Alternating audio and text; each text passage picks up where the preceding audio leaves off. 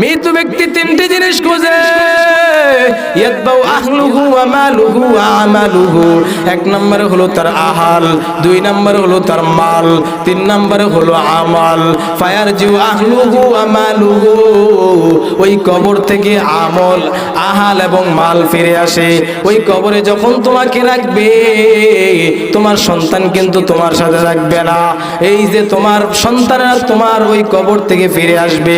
তাহলে আল্লাহর নবী তৃতীয় নম্বরে বলতেছেন ওয়ায়াবকা আমালুহু, শুধু বাকি থাকবে আপনার সাথে আমল।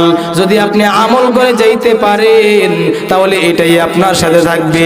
আর যদি আমল নামা না নিয়া আমল নামার মধ্যে যদি শূন্য থাকে, ওই কিয়ামতের দিন আল্লাহর কাছে আপনি কি জবাব দিবেন রে বাবা?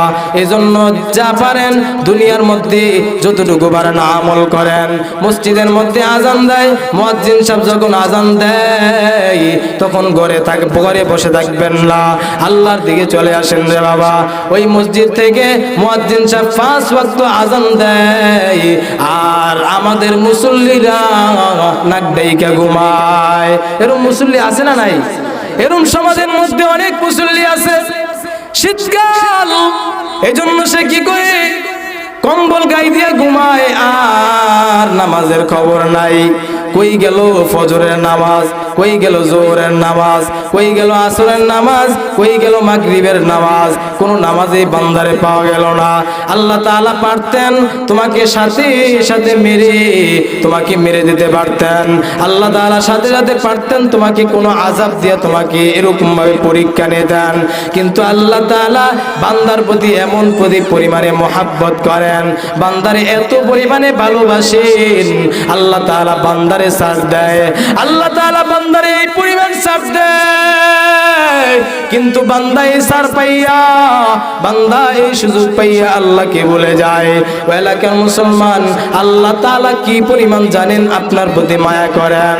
আপনি এত পরিমাণে গুনাহ করার পরেও আল্লাহ আপনার উপর বেজার হয়ে যায় না।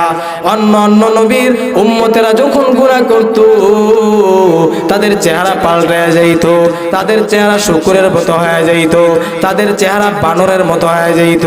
কিন্তু আমরা কত নামাজ ছেড়ে দেই, কত রোজা ছেড়ে দেই, কত হুকুম আমরা লঙ্ঘন করি। নামাজ পড়ি না, রোজা রাখি না। মসজিদের মধ্যে মুয়াজ্জিন সাহেব আযান দেয়, হাইয়া আলাস সালাহ, বান্দা নামাজের দিকে আয়, কিন্তু আমরা আযান শোনার পরেও আমরা নামাজে আসতে পারলাম না।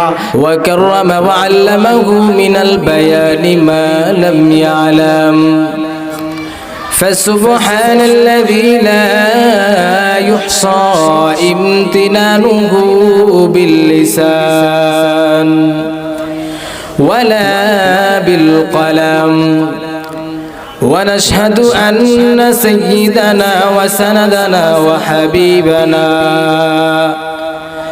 وحبيب ربنا وطبيبنا وطبيب قلوبنا ومولانا محمدا عبده ورسوله. أما بعد فأعوذ بالله من الشيطان الرجيم. بسم الله الرحمن الرحيم. يا أيها الذين آمنوا هل أدلكم على تجارة تنجيكم من عذاب أليم تؤمنون بالله ورسوله وتجاهدون في سبيل الله بأموالكم وأنفسكم، ذلكم خير لكم إن كنتم تعلمون. وقال النبي صلى الله عليه وآله وسلم يخرج من النار من قال لا إله إلا الله في قلبه وزن شعيرة من الإيمان، أو كما قال النبي عليه الصلاة والسلام. निगाहे मुमिन से तू बदल जाती है तकदीर, निगाहे मुमिन से तू बदल जाती है तकदीर। ये बंदा की कुव्वत नहीं कुदरत का इशारा, ये बंदा की कुव्वत नहीं कुदरत का इशारा। ऐ मर्द खिरद तर्क मासी की जरूरत, ऐ मर्द खिरद तर्क मासी की जरूरत। अब सोहबत साले को सवा कोई नहीं चारा, अब सोहबत साले को सवा कोई नहीं चारा। আলহামদুলিল্লাহ, মহান আল্লাহ তাআলার দরবারে অসংখ্য শুকরিয়া, যে মহান রব্বুল আলামিন আমাদেরকে আসরের পর মাগরিবের পূর্ববর্তী সময় বড় দামি সময়, এই দামি সময়ের মধ্যে দামি মজমার মধ্যে বসার মতো আল্লাহ তাআলা তৌফিক দান করেছেন। এজন্য সকলেই দিল থেকে শুকরিয়া আদায় করি আলহামদুলিল্লাহ। আল্লাহর যত বেশি শুকরিয়া আদায় হইব, আল্লাহ তাআলা ওই ব্যক্তির নিয়ামতকে শুধু বাড়াইতে থাকবে। আর যেই নাখুর বান্দা আল্লাহ তাআলার নিয়ামত পাইয়া নিয়ামতের নাশুকরি করে, আল্লাহ রব্বুল আলামিন তাকে কঠিন আযাবের মধ্যে গ্রাস করে ফেলে। এজন্য আমরা সর্বহালাতে শুকরিয়া আদায় করব কার? আল্লাহর শুকরিয়া আদায় করব। আল্লাহর যত বেশি শুকরিয়া আদায় করবেন, নিয়ামত বাড়াইবে কে? আল্লাহ বাড়াইবেন। এজন্য আমরা সুখে থাকি দুঃখে থাকবি, শুকরিয়া আদায় করব কার? আল্লাহ। আমি আপনাদের সামনে যে আয়াতটা পড়েছি, আল্লাহ রাব্বুল আলামিন বলেন, ইয়া আইয়ুহাল্লাযীনা আমানু হাল আদুল্লুকুম আলা তিজারাতিন তুনজিকুম মিন আযাবিন আলীম।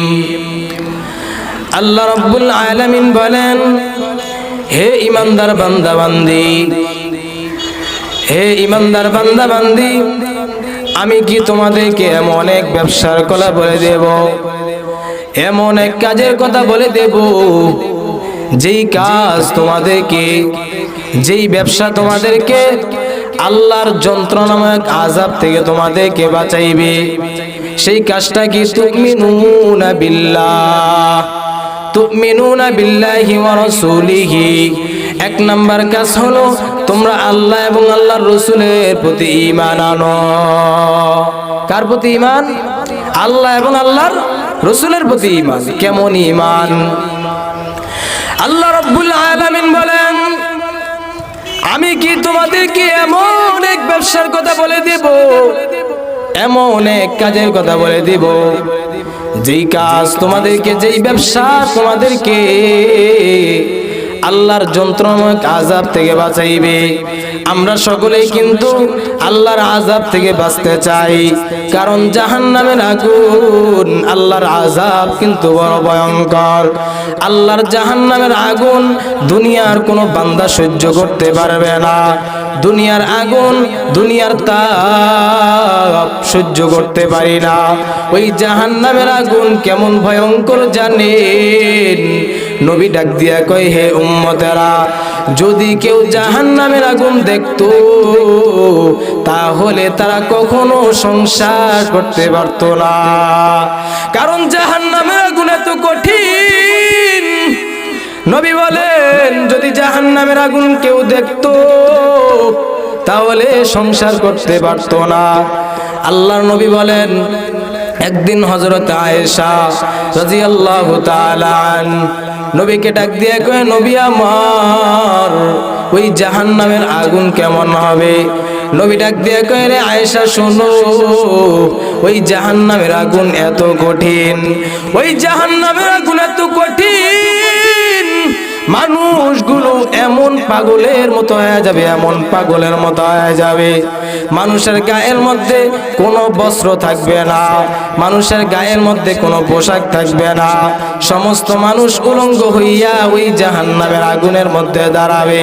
ওই কিয়ামতের দিন কেমন হালাত হবে নবী বর্ণনা করেন। হে রাগদিলের মুসলমান শোনো, কেমন হবে জাহান্নামের আগুন। দুনিয়ার আগুন তো আপনি সইতে পারেন না, দেখেন না কয়েক বছর আগে এমন রোদ্রের তাপ আমরা কেউ সহ্য করতে পারি না। মানুষ ঘরের মধ্যে এসি লাগাইয়াও কিন্তু থাকতে পারে না।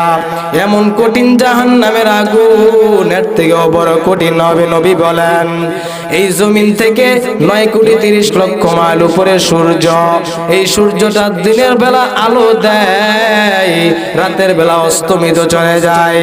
এই সূর্যটা কিয়ামতের দিন এরকম ভাবে নাফরমান বান্দার একদম মাথার 1 বিঘা উপরে চলে আসবে।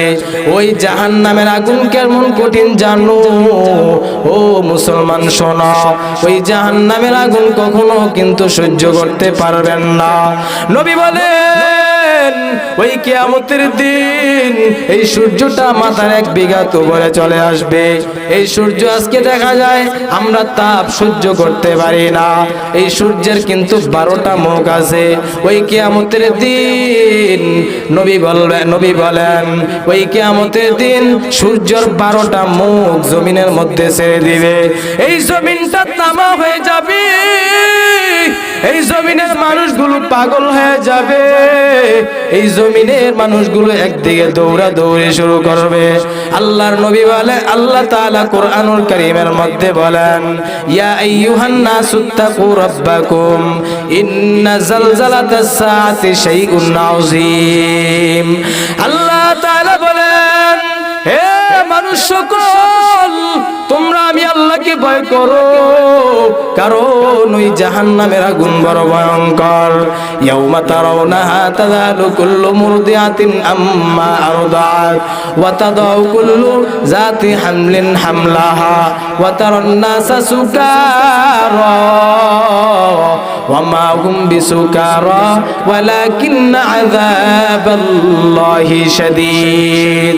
নবী আল্লাহ তাআলা বলেন ওই কিয়ামতের দিন ওই মা, যেই মা সন্তানকে পেটের মধ্যে রাখছে, ওই মা সন্তানকে প্রসব করে দিবে।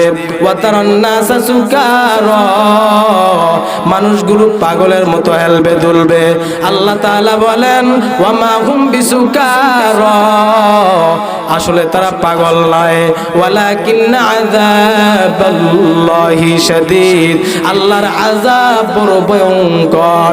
এই কারণে মানুষগুলি পাগলের মতো মাথা হেলবে দুলবে, মানুষগুলো পাগলের মতো ছুটাছুটি করবেন। ওই তখন নবী ডাক দিয়া কইরে আয়েশা শোনো, ওই কিয়ামতের হালাত কেমন, মানুষগুলি উলঙ্গ অবস্থায় দাঁড়ায় যাবে। তখন হযরত আয়েশা বলে ও পয়গম্বর, আমি আয়েশাও কি দাঁড়াবো নাকি? তখন বলে হ্যাঁ আয়েশা তুমিও দাঁড়াইবা। বলে মানুষগুলোর কি লজ্জা লাগবে না? তখন ডাক দিয়া কয়, নবী ডাক দিয়া কয় রে আয়েশা শুনো, ওই কিয়ামতের হালাত তো কঠিন। আল্লাহ যখন আওয়াজ দিবে লিমানিল মুলকুল ইয়াউম লিল্লাহিল ওয়াহিদিল কাহ্হার, আল্লাহর এই আওয়াজে হাসরের ময়দানটা থরথর করে কাঁপতে থাকবে। এমন এক হালাত হয়ে যাবে, ওই সময় মানুষগুলি পাগলের মতো ছুটাছুটি করতে থাকবে। তখন হযরত আয়েশা ডাক দিয়া কই, ওই পয়গম্বর আমার, ওই কিয়ামতের দিন আমি আয়েশাও দাঁড়াবো, ওই মানুষগুলিও দাঁড়াবে। ওই মানুষগুলোর কি লজ্জা লাগবে না? হযরত নবী ডাক দিয়া কই রে আয়েশা শোনো, ওই কিয়ামতের এত হালাত এত কঠিন, মানুষগুলো উপরের দিকে তাকাবে আর নিচের দিকে কে বস্ত্র আছে, কার শরীরের মধ্যে কাপড় আছে, এদিকে দেখানোর কোনো সময় হবে না। ও রাখ দুইলেন মুসলমান, আল্লাহর যন্ত্রণাময় আযাব থেকে যদি বাঁচতে চাও, বান্দা 1 নাম্বার সবক আল্লাহর প্রতি ঈমান আনো। আল্লাহর প্রতি যদি ঈমান আনতে পারো, তাহলে আল্লাহর যন্ত্রণাময় আযাব থেকে বাঁচবা। দুই নাম্বার সবক হলো তোমরা রাসূলের প্রতি ঈমান আনবা। তিন নাম্বার সবক হলো ওয়াতুজাহিদুনা ফি সাবিলিল্লাহ, ওয়াতুজাহিদুনা ফি সাবিলিল্লাহি বিআমওয়ালিকুম ওয়া আনফুসিকুম যালিকুম খায়রুল লাকুম ইন কুনতুম তা'লামুন। দুই নাম্বার সবক হলো তোমরা তোমাদের জানমাল, তোমাদের সময় দিয়া তোমরা আল্লাহর রাস্তায় জিহাদ করবা, এটা তোমাদের জন্য উত্তম। যদি তোমরা বুঝতে, আজকে মুসলমান দুনিয়া নিয়ে পাগল হয়ে আজকে আল্লাহকে ভুলে গেছো, ওই মালিককে ভুলে গেছো, যেই মালিক তোমারে বানাইছে, যেই মালিক তোমারে এত রিজিক দিতেছে, ওই মালিককে কেমনে ভুলে গেল রে গোলাম? ওই মালিক কিন্তু তোরে বলে না রে বাবা। ওই মালিক যদি গভীর রাত অন্ধকার সবাই ঘুমায় গেছো, ওই মালিক কেমন মালিক জানো? বান্দাকে মাফ করার জন্য আল্লাহ তাআলা প্রথম আসমানের মধ্যে চলে আসে, আয়েশা ডাক দেয়, গোলাম ওঠ, গোলাম ওঠ, আমার কাছে ক্ষমা চাও, আমি আল্লাহ তোমাকে মাফ করার জন্য বসে আছি। ও এলাকার মুসলমান, ও যুবক ভাই, আল্লাহর কাছে ফিরে যাও, আল্লাহর কাছে আত্মসমর্পণ করো। এই দুনিয়া কিছুই না রে বাবা। আজ যদি তুমি মরিয়া যাও, তোমার যে সন্তান তোমার জন্য বড় পাগল, তোমার যে সন্তান তোমাকে ছাড়া কখনো থাকতে পারে না, তোমাকে ছাড়া খানাও খাইতে পারে না, ওই সন্তান কিন্তু তোমাকে ভুলে যাবে। ওই সন্তান কেমন বলবে জানো? এই সন্তান তোমাকে কবরের মধ্যে রাখিয়া আর দ্বিতীয়বার যাইবে না। আর একটা সবক তোমাদেরকে দেই, যদি একটা আদর্শবান সন্তান রেখে যাইতে পারেন, যদি একটা কোরআনে হাফেজ, যদি একটা আদর্শবান সন্তান রেখে যাইতে পারেন, এই সন্তান কবরের নিকট যাবে আর পড়বে রব্বির হামহুমা কামা রব্বায়ানি সগীরা। যদি একটা আদর্শবান সন্তান দুনিয়ার মধ্যে রেখে যাইতে পারেন, ওই কিয়ামতের দিন সন্তান দোয়া করবে আল্লাহর কাছে, সন্তান দোয়া করবে, আল্লাহ তুমি আমার মার কবরটা জান্নাত বানায়া দাও, তুমি আমার বাবার কবরটা জান্নাত বানায়া দাও। আজকে দেখা যায় ঘরে ঘরের মধ্যে সন্তান মাকে মারে, সন্তান মাকে কত কষ্ট দেয়। ওই মাকে গিয়া বলে যদি টাকা না দাও, যদি টাকা না দাও তাহলে তোমাকে আমি মারবো। ওই মায়ের গায়ের মধ্যে আঘাত করে। ও সন্তানের বাবারা, এই জন্য দুনিয়া কিছুই না রে বাবা। সামান্য যদি আমল করতে পারেন, এই আমল কিয়ামতের দিন আপনার জন্য এরকম ভাবে নাজাতের জন্য জরিয়া হয়ে যাবে। এজন্য আল্লাহর নবী এক হাদিসের মধ্যে জানাইয়া দেয়, ইন্নাল্লাহা লা ইয়ানজুরু ইলা সুওয়ারিকুম ওয়া আমওয়ালিকুম ওয়ালাকিন ইয়ানজুরু কুলুবিকুম, ওয়ালাকিন ইয়ানজুরু কুলুবিকুম ওয়া আমালিকুম। আল্লাহর নবী বলেন, আল্লাহ তাআলা মানুষের ধন দৌলত দেখবেন না, মানুষের চেহারা দেখবেন না। আল্লাহর নবী বলেন, আল্লাহ তাআলা কি দেখবেন জানো? আল্লাহর নবী বলেন, ওয়ালাকিন ইয়ানজুরু কুলুবিকুম ওয়া আমালিকুম। আল্লাহর নবী বলেন, আল্লাহ তাআলা বান্দার আমল দেখবেন, বান্দার কলব দেখবেন। তাহলে আল্লাহর নবী বলেন, আল্লাহ তাআলা বান্দার কি দেখবেন না? বান্দার চেহারা দেখবেন না, বান্দার ধন দৌলত দেখবেন না, দেখবেন না যে তুমি কত কোটি টাকার মালিক, তোমার কত বিল্ডিং আছে, তোমার কতগুলো ক্ষেত খামার আছে, আল্লাহ তাআলা দেখবেন না। আল্লাহ তাআলা তোমার কলব দেখবেন, তোমার আমল দেখবেন। আল্লাহর নবী অন্য এক হাদিসের মধ্যে জানাইয়া দেয়, ইয়াতবাউ মাইয়িতু সালাসাতুন, মৃত ব্যক্তি তিনটি জিনিস খোঁজে, মৃত ব্যক্তি তিনটি জিনিস খোঁজে। ইয়াতবাউ আহলুহু ওয়া মালুহু ওয়া আমালুহু। এক নম্বরে হলো তার আহাল, দুই নম্বরে হলো তার মাল, তিন নম্বরে হলো আমাল। ফায়ারজিউ আহলুহু ওয়া মালুহু, ওই কবর থেকে আমল, আহাল এবং মাল ফিরে আসে। ওই কবরে যখন তোমাকে রাখবে, তোমার সন্তান কিন্তু তোমার সাথে রাখবে না। এই যে তোমার সন্তানরা তোমার ওই কবর থেকে ফিরে আসবে। তাহলে আল্লাহর নবী তৃতীয় নম্বরে বলতেছেন, ওয়া ইয়াবকা আমালুহু, শুধু বাকি থাকবে আপনার সাথে আমল। যদি আপনি আমল করে যাইতে পারেন তাহলে এটাই আপনার সাথে থাকবে। আর যদি আমল নামা না নিয়া আমল নামার মধ্যে যদি শূন্য থাকে, ওই কিয়ামতের দিন আল্লাহর কাছে আপনি কি জবাব দিবেন রে বাবা? এজন্য যা পারেন দুনিয়ার মধ্যে যতটুকু পারেন আমল করেন। মসজিদের মধ্যে আজান দেয়, মুয়াজ্জিন সাহেব যখন আজান দেয় তখন ঘরে বসে থাকবেন না, আল্লাহর দিকে চলে আসেন রে বাবা। ওই মসজিদ থেকে মুয়াজ্জিন সাহেব 5 ওয়াক্ত আজান দেয়, আর আমাদের মুসল্লিরা নাক ডাইকা ঘুমায়। এরকম মুসল্লি আছে না নাই? এরকম সমাজের মধ্যে অনেক মুসল্লি আছে। শীতকাল, এজন্য সে কি করে? কম্বল গায়ে দিয়া ঘুমায়, আর নামাজের খবর নাই। কই গেল ফজরের নামাজ, কই গেল জোহরের নামাজ, কই গেল আসরের নামাজ, কই গেল মাগরিবের নামাজ? কোনো নামাজই বান্দারে পাওয়া গেল না। আল্লাহ তাআলা পারতেন তোমাকে সাথে সাথে তোমাকে মেরে দিতে পারতেন। আল্লাহ তাআলা সাথে সাথে পারতেন তোমাকে কোনো আযাব দিয়ে তোমাকে এরকম ভাবে পরীক্ষা নিতেন। কিন্তু আল্লাহ তাআলা বান্দার প্রতি এমন পরিমাণে মহব্বত করেন, বান্দারে এত পরিমাণে ভালোবাসেন, আল্লাহ তাআলা বান্দারে ছাড় দেয়। আল্লাহ তাআলা বান্দারে এই পরিমাণ ছাড় দেয়, কিন্তু বান্দা এই ছাড় পাইয়া, বান্দা এই সুযোগ পাইয়া আল্লাহকে ভুলে যায়। ওয়ালাকার মুসলমান, আল্লাহ তাআলা কি পরিমাণ জানেন আপনার প্রতি মায়া করেন। আপনি এত পরিমাণে গুনাহ করার পর আল্লাহ আপনার উপর বেজার হয়ে যায় না। অন্য নবীর উম্মতেরা যখন গুনাহ করত তাদের চেহারা পাল্টে যাইত, তাদের চেহারা শুকরের মতো হয়ে যাইত, তাদের চেহারা বানরের মতো হয়ে যাইত। কিন্তু আমরা কত নামাজ ছেড়ে দেই, কত রোজা ছেড়ে দেই, কত হুকুম আমরা লঙ্ঘন করি, নামাজ পড়ি না, রোজা রাখি না। মসজিদের মধ্যে মুয়াজ্জিন সাহেব আযান দেয়, হাইয়া আলাস সালাহ, বান্দা নামাজের দিকে আয়, কিন্তু আমরা আযান শোনার পরেও আমরা নামাজে আসতে পারলাম না। তাহলে আমার মতো হতভাগা আর কেউ হতে পারে না।